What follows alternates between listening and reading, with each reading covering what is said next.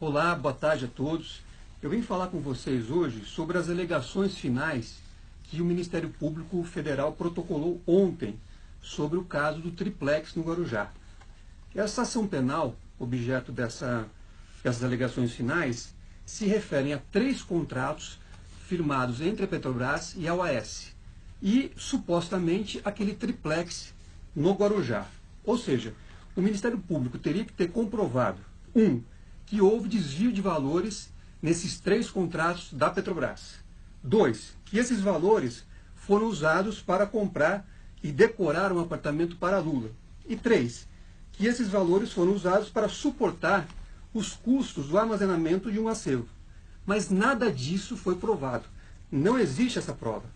Ao contrário, as testemunhas ouvidas, inclusive os notórios delatores, jamais afirmaram qualquer participação de Lula na Petrobras ou então a propriedade desse apartamento e essa questão do acervo. As empresas internacionais que fizeram auditoria na Petrobras negaram qualquer ato ilícito que possa ter sido praticado pelo ex-presidente Lula. As testemunhas ouvidas disseram, que o imóvel não pertence ao ex-presidente Lula, e inclusive que a OAS, que é a proprietária, usa esse imóvel para pagamento de credores. Mas, a despeito de tudo isso, o Ministério Público veio e, como eu disse, pediu a condenação do ex-presidente Lula sem nenhuma prova.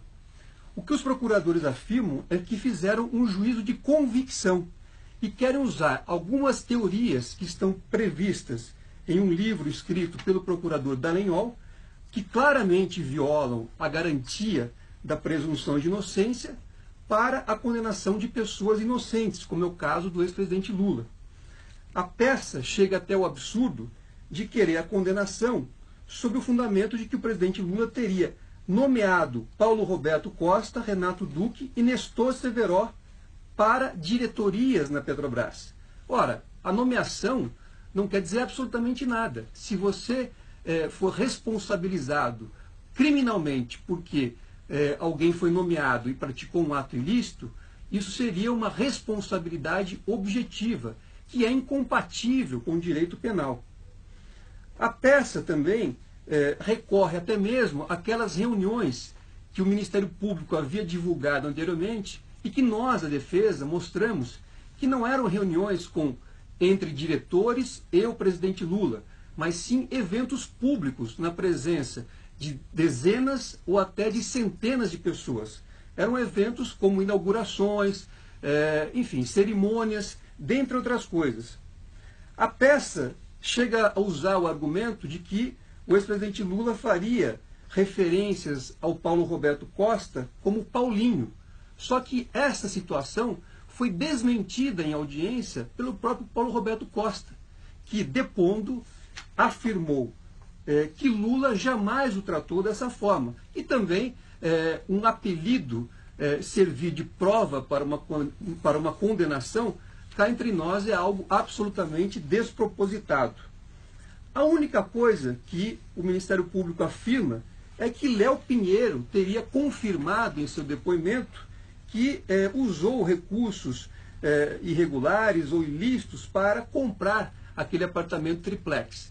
No entanto, vamos lembrar, o Léo Pinheiro depôs como réu, sem a obrigação de dizer a verdade, e naquela audiência eu mostrei a todos que Léo Pinheiro estava lá negociando um acordo de delação premiada com o Ministério Público. Ou seja, ele estava lá querendo agradar o Ministério Público para poder destravar um acordo de delação premiada que há muito tempo ele tenta fazer. Então, o depoimento de Léo Pinheiro evidentemente não serve como prova e muito menos para suportar qualquer pedido de condenação.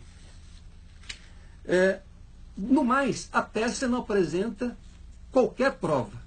Ao contrário, como eu já disse aqui, a prova que existe nesse processo é a prova da inocência. Mas a denúncia, as alegações finais, melhor dizendo, faz apenas referência a trechos da denúncia. É como se o tempo tivesse parado. Volta-se à época do PowerPoint, são feitas novas alegações exatamente como aquelas que estavam lá no PowerPoint, e o Ministério Público quer, com isto, a condenação do ex-presidente Lula. É evidente que esse cenário, essa situação, jamais poderia permitir que o Ministério Público quisesse a condenação do ex-presidente Lula. Mas a peça foi apresentada, nós vamos rebatê-la de uma forma muito detalhada. Temos o prazo do dia 20 deste mês para apresentar as nossas alegações finais e aí mostrar todas as provas que existem a respeito da inocência do ex-presidente Lula. Eu faço um registro adicional. Alguns veículos de imprensa publicaram que o Ministério Público teria, nesta peça, feito um pedido de prisão para o ex-presidente Lula. Ora, esse pedido não existe. O que existe apenas é uma peça que levanta uma ficção e pede a condenação do ex-presidente Lula. Mas não há qualquer pedido de prisão, até porque seria absurdo. Só se pede a prisão de alguém se você tiver provas de que ele praticou um crime. E nesse caso, eu insisto, não há. É isso que nós temos demonstrado ao longo do tempo e é isso que nós vamos demonstrar também na peça que será protocolada no próximo dia 20. Muito obrigado pela atenção e uma boa tarde a todos.